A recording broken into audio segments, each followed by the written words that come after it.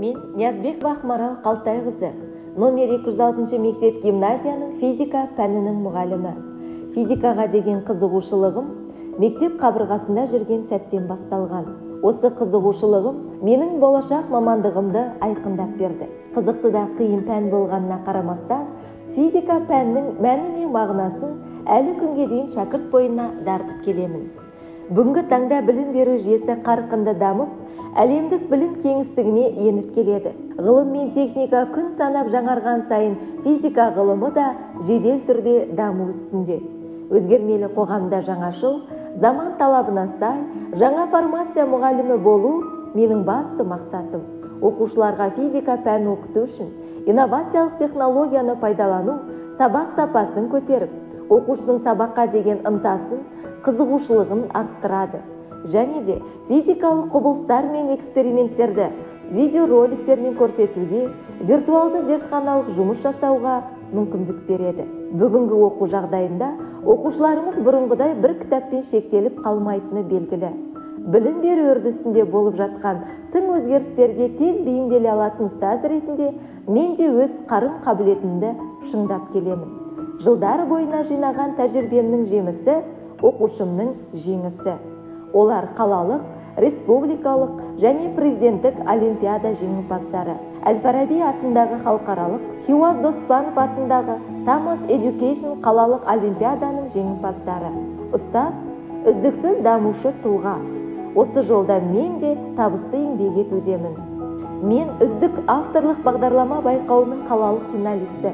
Қазақстан Республикасының құрметті педагогі төс белгісі иегері атанып, білім беру саласындағы үздік есімдер атты педагогтар антологиясына ендім. 7-ші, 8-ші, 10-ші, 11-ші сыныптар үшін физика курсы бойынша эксперименттік есептер авторлық бағдарлама есімін. Республикалық, халықаралық, қалалық конференцияларда ғылыми мақалаларым тыңдалып, журналдарда жарық көрді. Алматы қаласында өткен Digital ұстаз Алматы 2021 тиімді цифрлық ортаны құру педагогикалық байқауына қатысып, 30 үздік финалистің қатарына ендім. Бұл байқауда ресейлік спикерлерден дәріс алып, іс тәжірибелерімен бөлістім. EdCrunch академиясында халықаралық цифрлық жаңа технологияларды білім беруде пайдалану атты конференция қатысушысы болдым.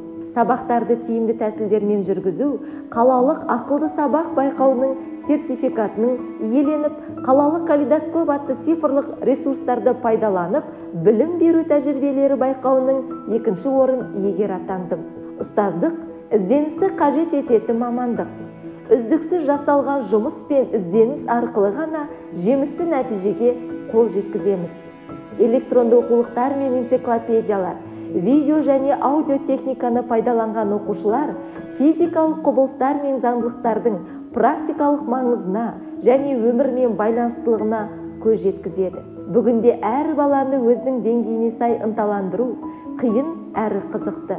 Сондықтан да өтілетін тақырыпқа сай интернет желісіндегі бейне сюжеттерді көрсете отырып, күнделікті өмірде кездесетін физикалық заңдылықтарды сезіндіру оқушыларды өмірде кез келген жағдайда қиядан жол тауып, шешім шығаруға жетелейді.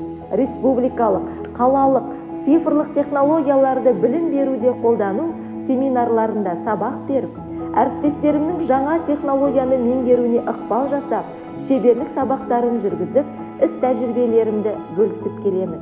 Менің біліміммен сусындаған, тағылымды тоқыған шәкірттерімнің алдыңғы буыны әртүрлі қызметте жемісті еңбек етуде.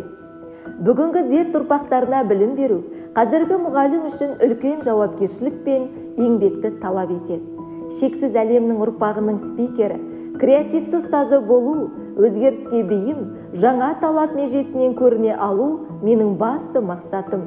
Педагог теориялық біліміне ғана сүйенсе, жарты жолда қалады. Әдісін қосса, межесіне жетеді.